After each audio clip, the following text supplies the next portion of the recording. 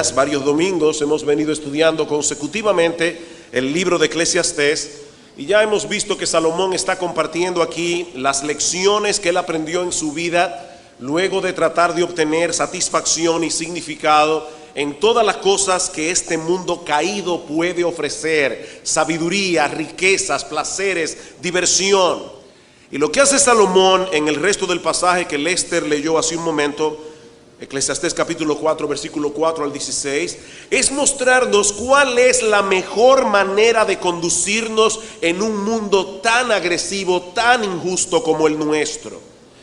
En vez de ceder a la tentación de sumergirnos en esa misma vorágine de agresividad y de justicia, Salomón nos provee tres comparaciones que nos ayudarán a reaccionar ante la vida de una forma más piadosa, de una forma más productiva. Y la primera comparación que Salomón hace en el texto aquí es que el contentamiento es mejor que la rivalidad y la envidia. El contentamiento es mejor que la rivalidad y la envidia. Versículo 4: he visto asimismo que todo trabajo y toda excelencia de obras despierta la envidia del hombre contra su prójimo. También esto es vanidad y aflicción de espíritu. Ya Salomón había dicho anteriormente en Eclesiastés capítulo 2, versículo 24, que el trabajo es un regalo de Dios para el hombre. El trabajo no es parte de la maldición que entró por el pecado. El hecho de poder trabajar, de poder ser productivos, es una bendición.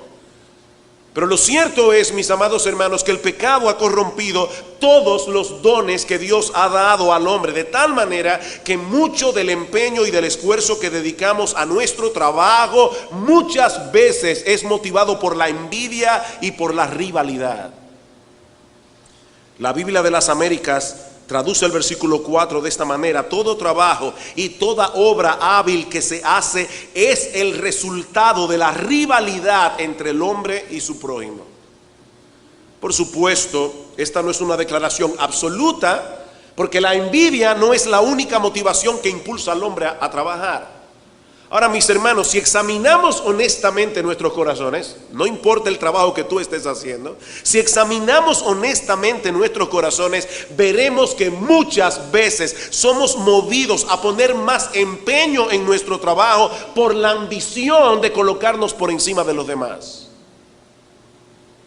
Es por eso que los 10 mandamientos comienzan prohibiendo la idolatría y terminan prohibiendo la codicia. La idolatría, la codicia. Porque ese es el gran problema del ser humano. Todos nosotros continuamente somos tentados a encontrar en las cosas de este mundo lo que solamente Dios puede dar.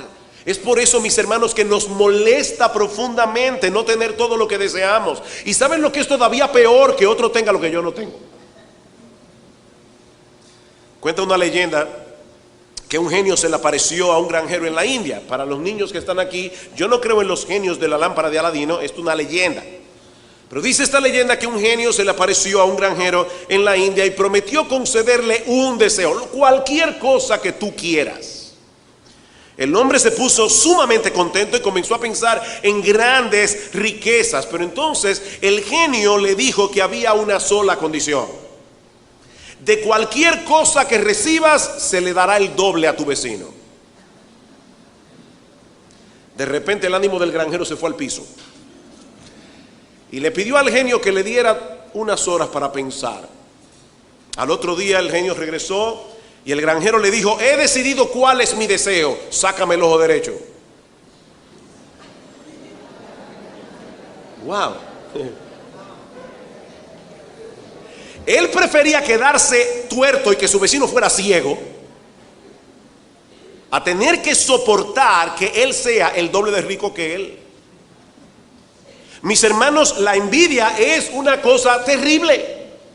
No solo nos impide disfrutar lo que tenemos, sino también experimentar el gozo de que otros tengan lo que nosotros no tenemos.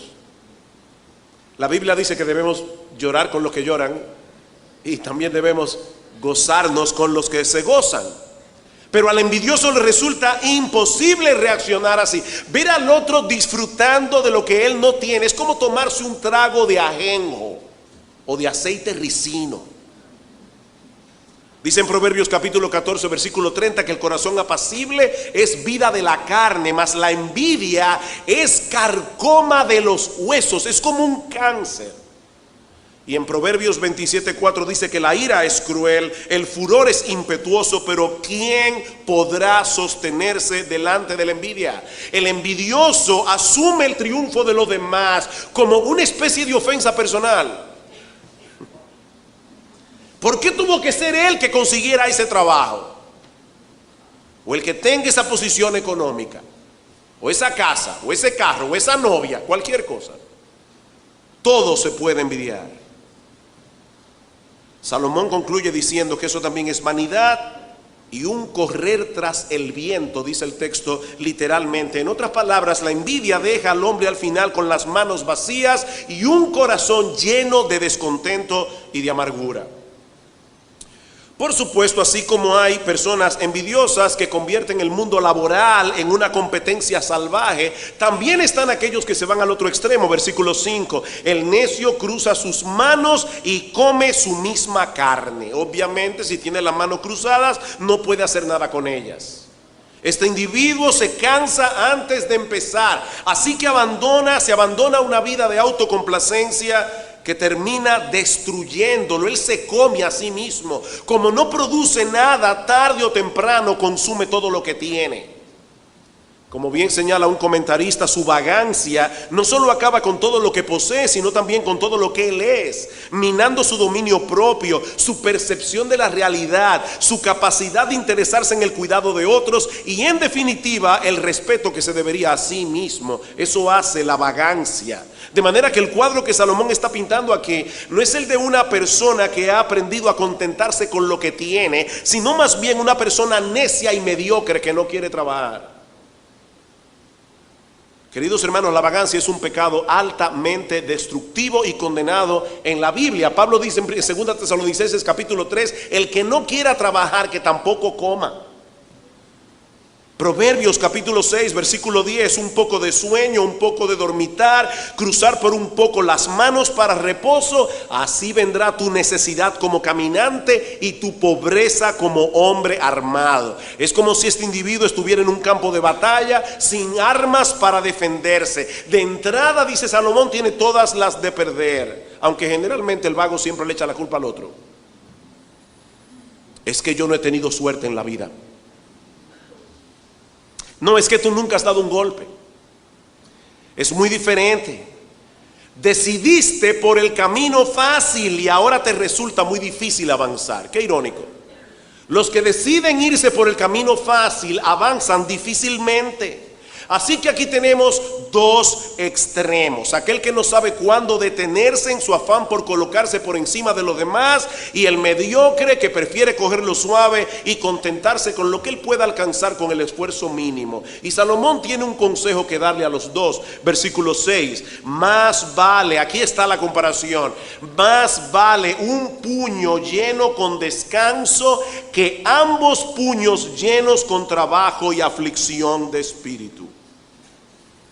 Lo que Salomón está promoviendo aquí es la diligencia con contentamiento. Diligencia con contentamiento. Este individuo tiene un puño lleno con el fruto de su trabajo, pero al mismo tiempo con tranquilidad de espíritu. Él no es como el ambicioso que no para de trabajar para llenarse ambos puños, ni como el perezoso que se cruza de brazos. Él ha sabido balancear en su vida el trabajo y el deleite, el trabajo y el descanso, el trabajo y la familia, y sobre todo el trabajo y su relación con Dios y su servicio en la iglesia.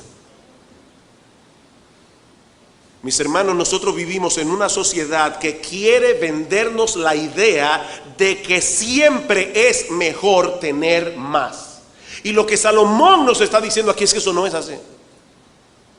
No siempre es mejor tener más, el mejor sueldo, la mejor casa, el mejor carro, la mejor ropa. Pero todo eso, mis hermanos, ¿a costa de qué? ¿Pagando qué precio? Dice Proverbios 15:16, mejor es lo poco con el temor de Jehová que el gran tesoro donde hay turbación. Mis hermanos, ese es un texto bíblico. Salomón está diciendo aquí, no, el mundo no tiene razón. No siempre es mejor tener más. A veces es mejor tener poco, siempre que no haya turbación de espíritu. Mi hermano, ¿cuál de estos tres individuos te representa mejor a ti? ¿El ambicioso para el que nunca nada es suficiente? ¿El mediocre que se conforma con el mínimo esfuerzo? ¿O el diligente que trabaja con excelencia, pero que sabe contentarse con lo que Dios le provee, con el fruto de su trabajo? Mi amado hermano, ¿puedes tú decir como Pablo en Filipenses capítulo 4 versículo 11 que tú has aprendido a contentarte cualquiera que sea tu situación? Yo he aprendido a contentarme, dice Pablo, cualquiera que sea mi situación. Yo sé vivir humildemente y sé tener abundancia. No todo el mundo sabe tener abundancia. Sé vivir humildemente, sé tener abundancia, en todo y por todo estoy enseñado, así para estar saciado como para tener hambre, así para tener abundancia como para padecer necesidad. Todo lo puedo en Cristo que me fortalece. Y en Hebreos capítulo 13 versículo 5 dice: sean vuestras costumbres sin avaricia, contentos con lo que tenéis ahora. Tú estás contento con lo que tú tienes ahora. Ay, pastor, vaya a mi casa para que usted vea cómo yo vivo. ¿Saben lo que sigue diciendo ese texto? Contento con lo que tenéis ahora, porque Él dijo: yo no te dejaré ni te desampararé. Por tanto puedo decir confiadamente: yo no temeré lo que pueda hacerme el hombre. Si tú eres cristiano, ¿sabes lo que tú tienes ahora? Al Dios Todopoderoso, al Rey de los cielos, al soberano del universo, siendo tu Padre celestial y cuidando de ti. Contentos con lo que tenéis ahora. Pero Salomón tiene otro consejo que darnos, estrechamente relacionado con el anterior, otra comparación, y es que el compañerismo es mejor que el individualismo. Capítulo 4 versículo 7: yo me volví otra vez y vi vanidad debajo del sol. Está un hombre solo y sin sucesor, que no tiene hijo ni hermano, pero nunca cesa de trabajar, ni sus ojos se sacian de sus riquezas, ni se pregunta: ¿para quién trabajo yo? Y defraudo mi alma del bien. También esto es vanidad y duro trabajo. El cuadro que tenemos aquí es del individuo que no trabaja para vivir, él vive para trabajar. ¿Han visto personas así?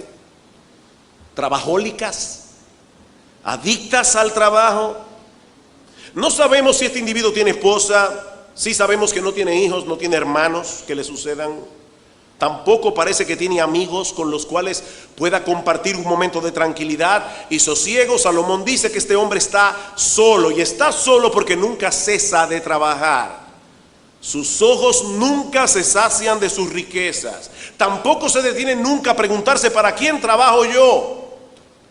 ¿Qué es lo que pretendo alcanzar con todo el esfuerzo que yo hago cada día y que no me permite disfrutar lo que tengo? Salomón dirá más adelante en Eclesiastés capítulo 5 versículo 10 que el que ama el dinero no se saciará de dinero, y el que ama el mucho tener no sacará fruto. Nunca será suficiente, nunca, no importa cuántos bienes logre acumular en esta vida. La periodista norteamericana Ellen Goodman narra en uno de sus artículos la historia de un individuo que murió a los 51 años de edad de una trombosis coronaria, luego de una vida dedicada casi exclusivamente al trabajo. Sus amigos y familiares comentaban que su muerte había sido una especie de suicidio laboral. Este hombre se mató trabajando.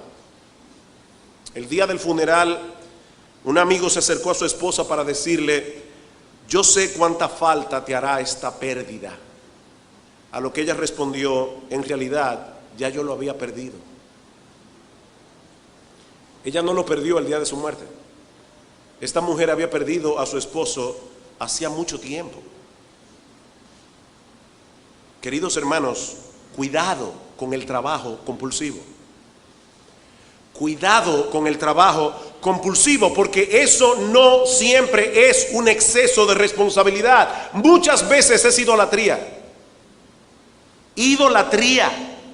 Como bien señala un comentarista, en este pasaje Salomón nos está dando una advertencia contra el aislamiento, el egoísmo, la codicia y la adicción pecaminosa al trabajo.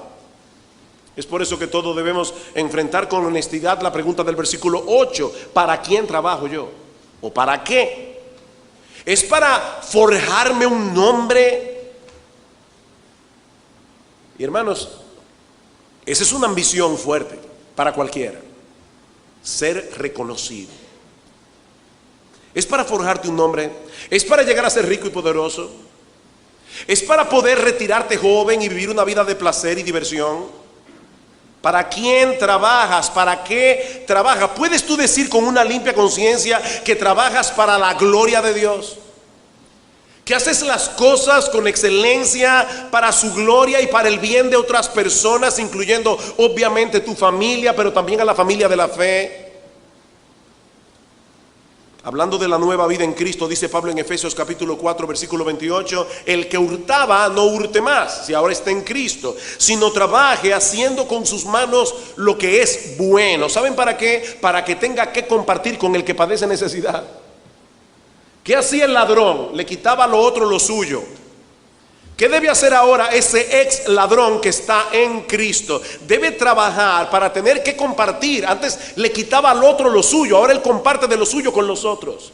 Porque es una nueva criatura en Cristo. Mis hermanos, es evidente en la Biblia que Dios quiere que pensemos en los demás y que no vivamos únicamente en función de nosotros mismos. ¿Alguna vez te has puesto a pensar que el trabajo que tienes es una provisión que Dios te ha dado para que puedas ayudar a otros que tienen más necesidades que tú? Eso es lo que Pablo está diciendo aquí en Efesios. Dios te proveyó ese trabajo, no solamente para ti. Dios te proveyó ese trabajo para otros. Mis hermanos, debemos oponernos enérgicamente al individualismo que caracteriza esta generación. Eso es tan pecaminoso y dañino como cualquier otro pecado. Es por eso que Salomón trata de convencernos a través de una serie de ejemplos que el compañerismo es mejor que la competencia desenfrenada o el aislamiento. Versículo 9. Mejores son dos que uno porque tienen mejor paga de su trabajo. Cuando dos individuos trabajan en sociedad y en armonía, tienen más posibilidades de obtener un mayor beneficio económico, aunque tengan que repartirse las ganancias que si lo hicieran cada uno por su lado. Eso es lo que Salomón está diciendo. Y de paso, esto se aplica no solamente al trabajo secular, también se aplica al trabajo en la iglesia, se aplica a muchas áreas de la vida. Nadie lo sabe todo, ni nadie tiene todas las capacidades. Así que en vez de aislarte de los demás, tal vez para luego llevarte todo el crédito. ¿Han visto esos niños que dicen, yo solo? Hay adultos que llegan con esa inmadurez a la adultez. Yo solo. Yo quiero poder ponerle a mi camión ese letrero que dice mi propio esfuerzo. Lo hice solo. En vez de aislarte de los demás para llevarte todo el crédito, o tal vez para que nadie te lleve la contraria, aprende a trabajar en equipo. Aunque no todos piensen como tú. Eso es lo que Salomón nos está diciendo aquí. Aprende a trabajar en equipo. Por otro lado, Salomón nos dice también que dos son mejores que uno porque pueden ayudarse mutuamente en tiempos de dificultad. Versículo 10. Porque si cayeren, el uno levantará a su compañero. Pero ay del solo, que cuando cayere no habrá segundo que lo levante. Salomón está pensando aquí en los peligros que enfrentaban los viajeros en los caminos del Medio Oriente, llenos de barrancos, llenos de trampas para animales. De hecho, es probable que el Señor Jesús tuviera eso en mente cuando dijo en Lucas capítulo 6, versículo 39, que si un ciego guiare a otro ciego, ambos podían caer en el mismo hoyo. Se ponían trampas para los animales en los desiertos y en el bosque. Los caminos no estaban pavimentados, no había luces en la carretera. Si un individuo andaba solo y caía en una de esas trampas en medio de la noche, difícilmente podía sobrevivir. Queridos hermanos, Dios nos diseñó para vivir en comunidad. Dios nos diseñó para vivir en comunidad. La Biblia dice en Génesis 2:18 que no es bueno para el hombre estar solo. Y aunque este texto se está hablando primariamente del matrimonio, puede aplicarse en muchos otros contextos. Todo creyente, si tú eres miembro de Iglesia Bíblica del Señor Jesucristo, escucha esto con atención. Todo creyente debe esforzarse por desarrollar relaciones significativas en la iglesia. ¿Y eso qué significa? Hermanos, hermanas, a quienes tú puedas abrirle tu corazón, delante de los cuales tú puedes ser tú, ser transparente, buscar ayuda en tiempos de dificultad. Estoy enfrentando esta tentación, por favor ora por mí, por favor llámame.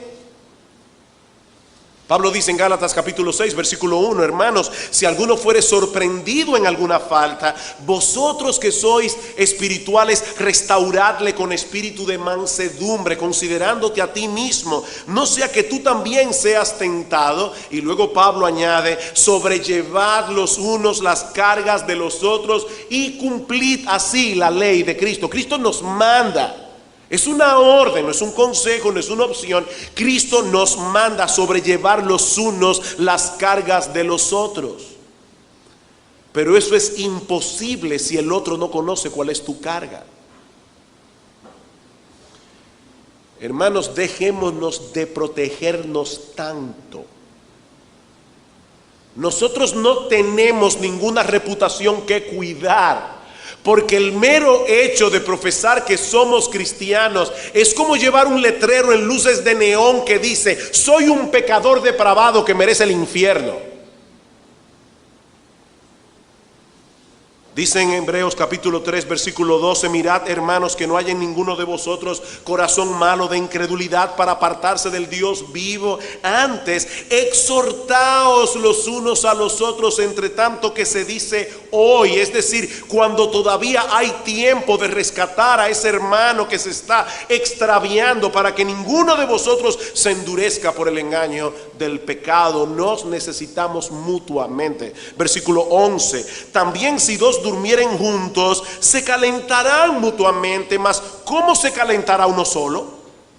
Y yo sé que la mayoría de las veces que leemos este texto pensamos en el matrimonio, pero yo no creo que Salomón ha cambiado de tema.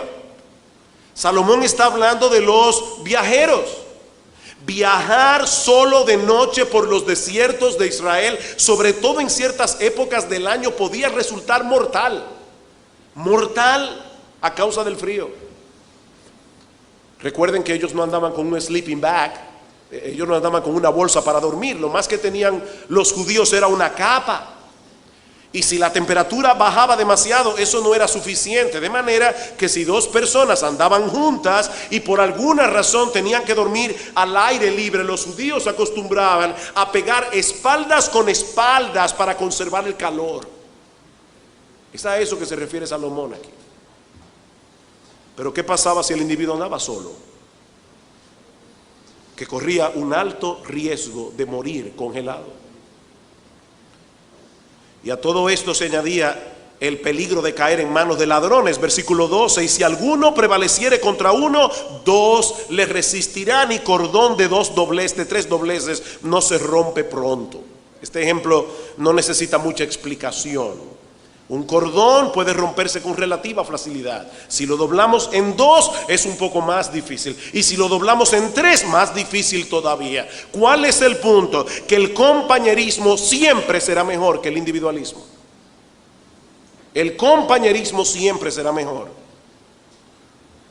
Es muy conocido el refrán, mejor solo que mal acompañado, ¿verdad?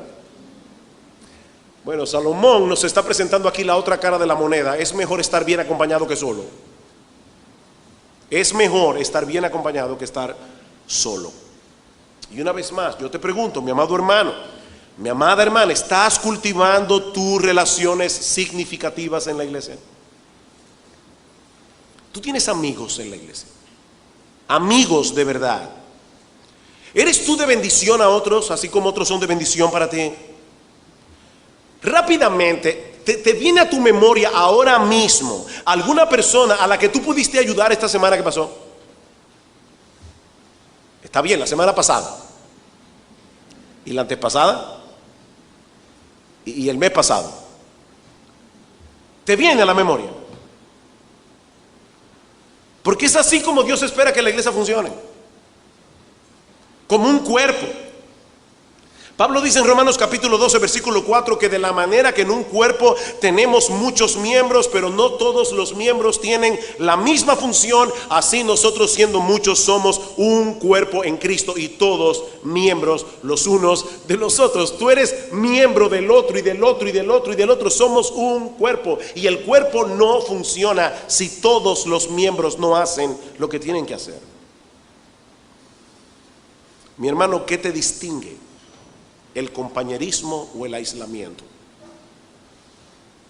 Y esto no es un asunto de temperamento, es un asunto de obediencia. Es verdad que hay personas a quienes les resulta más fácil relacionarse, otras que no, pero todos tenemos que hacerlo. Es como el caso de Marta y María. Todas las mujeres que leen el caso de Marta y María dicen: ay, es que, ¿sabe qué pasa, pastor? Mire, mi temperamento es como el de Marta. Yo soy una mujer activa, yo no soy contemplativa. Lee con cuidado ese pasaje y vas a ver que allí dice: María escogió la mejor parte. María la escogió. No es un asunto de temperamento, es un asunto de elección. ¿Has elegido tú vivir solo o vivir sola? Pero aún nos resta una comparación adicional que también está relacionada con las anteriores, aunque la conexión es un poco más sutil. Versículo 13. Mejor, ven otra vez la comparación, mejor es el muchacho pobre y sabio que el rey viejo y necio que no admite consejos.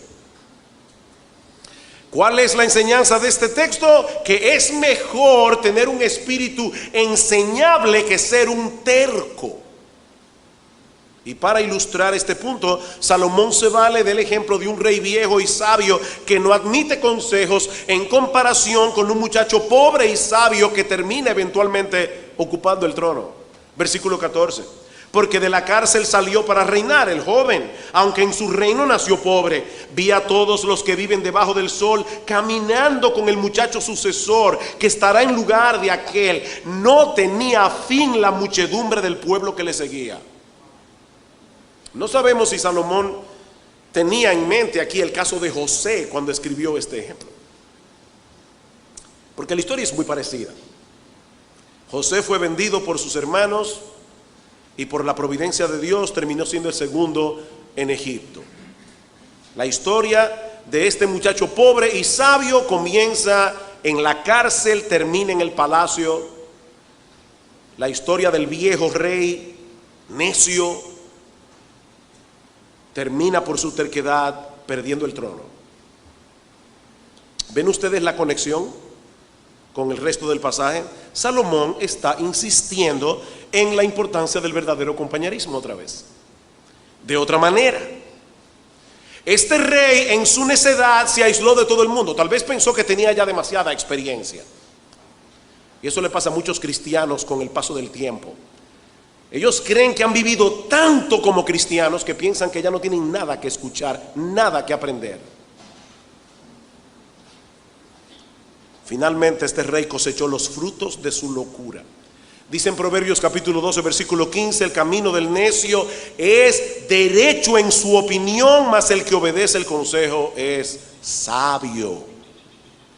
Sabio. Y yo sé, mis hermanos, que hay muchas personas que van por la vida opinando acerca de todo, aconsejando a todo el mundo. En estos días alguien publicó en la internet una pregunta que yo pienso que a muchos les encantaría hacérsela a ciertas personas, y yo espero que no lo hagan. Esta persona le pregunta a la otra: ¿sabes cuál es la diferencia entre esta pizza y tu opinión? Que la pizza yo la pedí.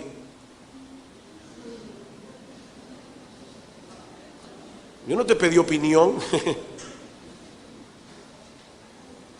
Sí debemos tener cuidado con ese espíritu de creer que tenemos que opinar acerca de todo, llenar el mundo con nuestra sabiduría. Como dice un personaje de una de las obras de Shakespeare: el mundo está descoyuntado, maldita suerte la mía que tuve que venir yo para tener que arreglarlo. Hay personas que piensan que Dios le dio esa misión. Tienen un consejo que darle a todo el mundo. Pero cuidado, hermanos, con la terquedad. Cuidado con la terquedad. Dice en Proverbios capítulo 11, versículo 14, donde no hay dirección sabia caerá el pueblo, mas en la multitud de consejeros hay seguridad.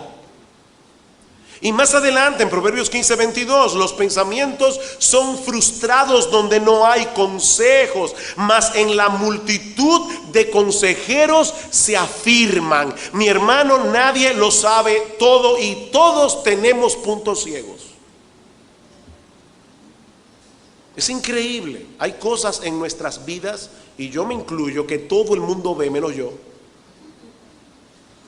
Todos tenemos puntos ciegos. Es por eso que necesitamos escuchar otros puntos de vista, buscar consejos sabios, escuchar la reprensión. No sea que terminemos como este rey viejo y necio, con una vida arruinada por falta de un espíritu enseñable. Pero este pasaje no termina aquí. Salomón concluye con una nota adicional sumamente interesante acerca del poder político. Dice en el versículo 16, no tenía fin la muchedumbre del pueblo que le seguía. Sin embargo, los que vengan después tampoco estarán contentos de él, del rey joven y sabio. Es como si Salomón nos estuviera diciendo, no se engañen con la historia de este joven pobre y sabio que llegó a reinar, creyendo que por fin han encontrado algo en medio de este panorama que yo acabo de presentar tan tétrico de lo que es la vida en este mundo.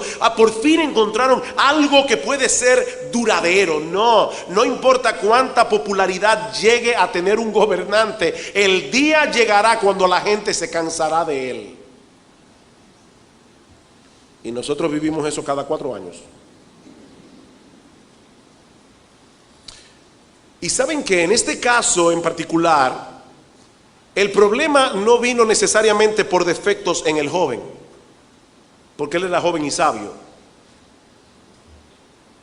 Es porque la popularidad es muy frágil y cambiante. A mediados del siglo XVII, Oliverio Cromwell destronó al rey Carlos I para luego imponer su liderazgo sobre Inglaterra, Irlanda y Escocia como Lord Protector. En una ocasión Cromwell le dijo a un amigo, no confíes en las aclamaciones. No confíes en las aclamaciones, porque las personas gritarían igual si tú y yo fuéramos a ser colgados. Este hombre llegó a entender bastante bien cómo funcionan las masas. La popularidad política es muy cambiante y muy frágil.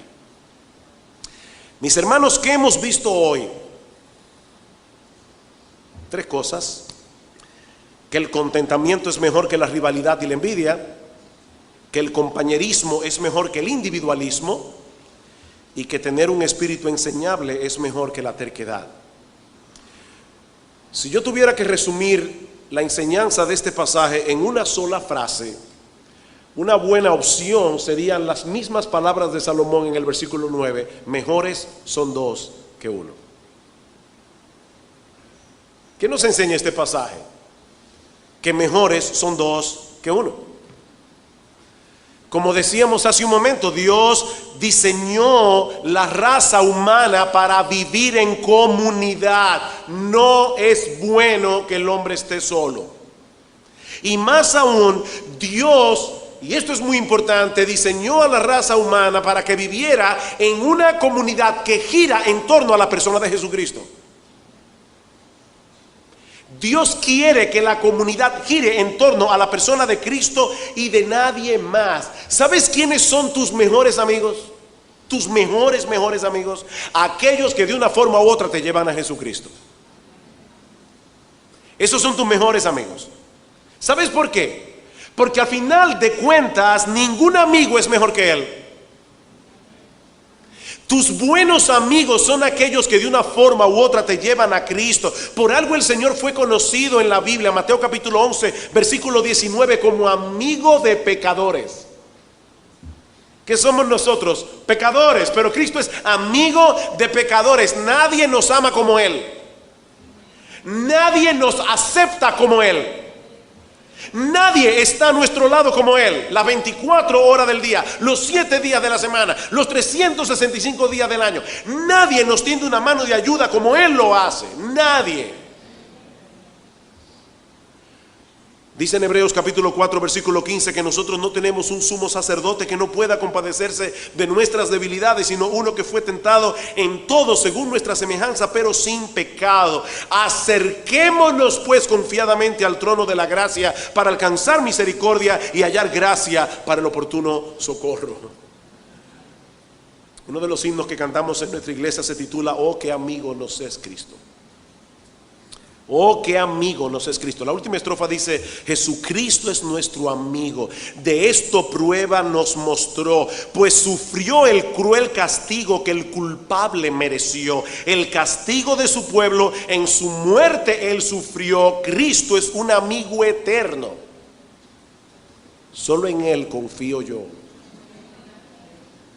Cristo es un amigo eterno. Y yo te pregunto, ¿tú puedes cantar ese himno con la plena certeza en tu corazón de que Cristo es tu amigo? ¿De verdad has entrado en una relación íntima con Él a través de la fe y del arrepentimiento? Porque esa es la puerta de entrada para ser amigos de Jesús. Querido hermano, querida hermana, es bueno tener amigos en la iglesia, pero el mejor amigo es Cristo. Me encantó esta frase que leí recientemente y con esta concluyo. Dice: realmente dos son mejores que uno cuando uno de los dos es el mejor de todos. Realmente dos son mejores que uno cuando uno de los dos es el mejor de todos, nuestro gran Dios y Salvador, Jesucristo.